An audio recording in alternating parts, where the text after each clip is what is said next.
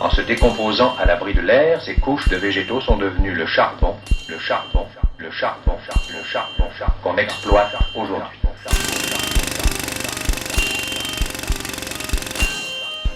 En France, il est exploité dans le Nord-Pas-de-Calais. En Lorraine... L'histoire des gueules noires, c'est l'histoire de deux mineurs qui, après un coup de grisou, restent enfermés dans une poche d'air. L'un est Porion, donc il est supérieur hiérarchique, c'est un chef, il est d'origine polonaise. Et l'autre est un jeune Algérien qui, juste après l'indépendance algérienne, débarque en France pour travailler. Et là, il remplace un ami et il se retrouve piégé au fond de la mine. Il n'y connaît rien, c'est l'une de ses premières expériences. Il a peur, il est terrorisé. Vous avez entendu? Non, il y a quelqu'un! On est là! Calme-toi! Ahmed, reste-le! Qu'est-ce que vous faites? Lâchez-moi! Et puis c'est vrai que Hugues a eu cette idée de la mine, de parler de la mine, parce que son grand-père et son arrière-grand-père ont travaillé à la mine. Et tout de suite, on s'est regardé, on a dit non, mais là, ce ne sera pas une comédie. Là, il faut que ce soit quelque chose de plus fort qu'une comédie, parce que là, il y a un hommage à faire. Il y a un hommage, certes, à notre région, mais il y a surtout un hommage à nos aïeux. Vous savez comment sortir, vous, hein? Allez, hein, vous êtes le chef, le porion.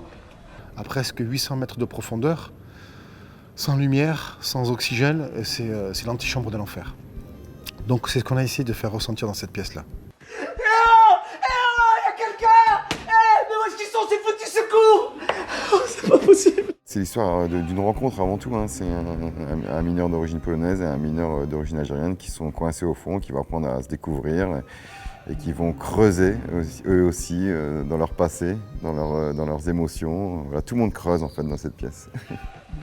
Quand on descend, on a tous la peau noire. Et le sang rouge quand on se blesse. Quand on remonte, on a tous un ciel gris au-dessus de nos têtes. Une maison en briques rouges et du noir dans nos poumons à force de creuser.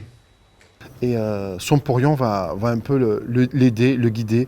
Et c'est grâce à lui qu'il va survivre en fait. Si vous savez ce qu'on ressent quand on mange des dattes à l'ombre d'un olivier. Quand vous vous baladez sur le quai du port Sailly.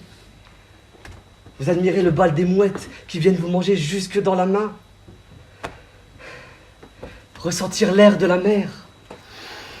C'est une pièce résolument moderne en fait. C'est-à-dire que les thématiques qui sont développées, c'est des thématiques qu'on n'a pas réussi à résoudre aujourd'hui et qui seront d'actualité dans quelques années encore, je pense. Parce que c'est pas des sujets d'actualité, mais c'est des thématiques humaines. On parle de valeurs humaines, de partage, de courage, de travail, d'abnégation, de culture, de religion, de lutte des classes. Et ça, malheureusement, depuis la nuit des temps, l'individu est confronté à ces sujets-là.